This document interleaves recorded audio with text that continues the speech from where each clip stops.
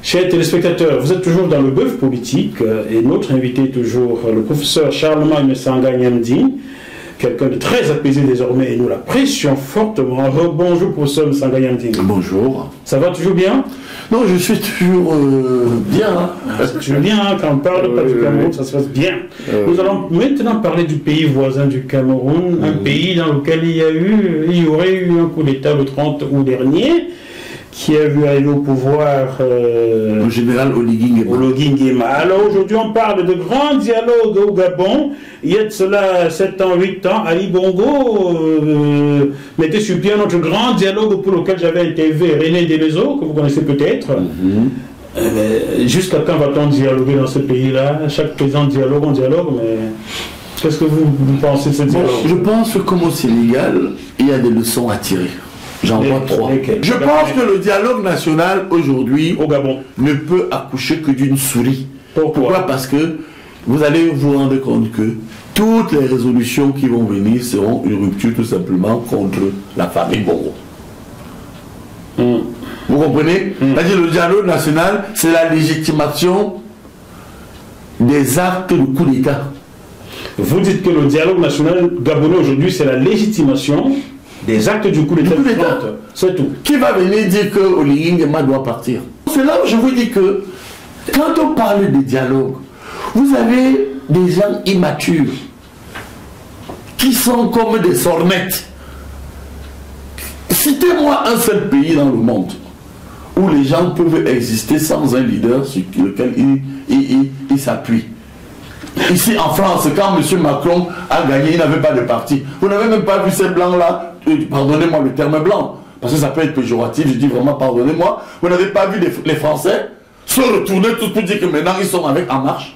Ah j'ai vu mon ami Bruno Le Maire, car c'est mon qui a tourné, qui a tourné sa veste, bien sûr. Qui tapait sur Macron, on tournait la veste tout de suite. Bien sûr, tous. Je le dis, Bruno Le Maire, c'est mon ami politique. On était tous à l'UMP, on joue au baby-foot à Seignos en 2009. Bon, au Cameroun. Il a retourné la veste tout de suite. Alors, là où je vous montre la dangerosité de l'appétit du pouvoir que certains ont. Le président Ahidjo, qui a quand même été le père de la nation. Or, c'est Paul Biya qui a dit un géant de l'histoire de l'Afrique. Mais regardez qui parle encore d'Ahidjo. Donc vous voyez que... Vous en avez parlé la dernière fois, vous étiez ici. D'ailleurs, c'est une émission qui est très regardée. Vous comprenez? Qu'est-ce que le président Ahidjo n'a pas fait pour construire au Cameroun? Alors, c'est pour dire que ce dialogue, puisque nous parlons du Gabon... Le dialogue du Gabon, oui. Le dialogue est mis en place pour légitimer le pouvoir de Oligui Nguema. Et vous allez voir que au Cameroun, lorsque les gens vous ont parlé du grand dialogue, qui est similaire un peu à celui-là, il y a eu du trucage. Vous savez pourquoi? Le grand dialogue camerounais était truqué parce que moi j'ai été consulté à la base. Le trucage, c'est que les anglophones vous disent qu'ils sont mal à l'aise. Et ils le sont. Bien. Que font les astres du président de la République? Et ils disent, tiens, il a convoqué un grand dialogue national. Mais parce que nous ne voulons pas donner l'impression aux anglophones que nous allons régler leurs problèmes, on va dire qu'il concerne tout le monde. C'était déjà l'échec.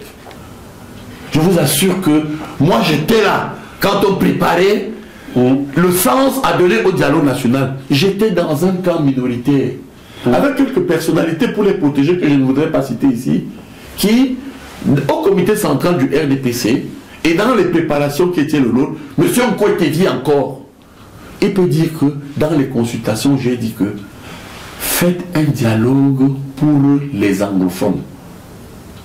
Ils vont nous dire ce qu'ils veulent et on va démarrer. Ils sont venus élargir le dialogue à tout le monde. Restons sur le Gabon, nous sommes au Et le Gabon nous parle. Vous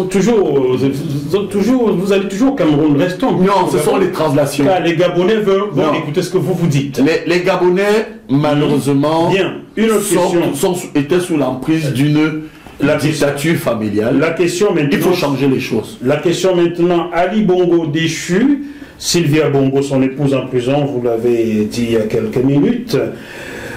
Comment vous, qui êtes proche du régime de Yaoundé, avez-vous reçu cette nouvelle de l'emprisonnement de Sylvia Bongo au Gabon. Comment vous l'avez accueilli au Cameroun? Avec beaucoup de torpeur. Parce que je vais vous dire que, contrairement à Bilé Bindié qui est aujourd'hui en train de partir, et je me rappelle, vous savez, la petite vue qui me reste là, surtout du côté de l'œil gauche là, lorsque M. Oligui prêtait serment, vous n'avez pas remarqué une image?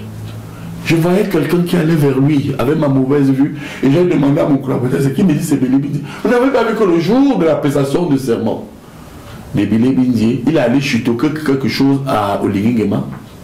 C'était en langue franc ou en français? Je ne sais pas. On ne sait pas. Mais ce que je voudrais vous dire, c'est que ces courtisans-là, ils font feu de tout bois. Ils sont prêts à tout pour garder leurs avantages. Mais je sais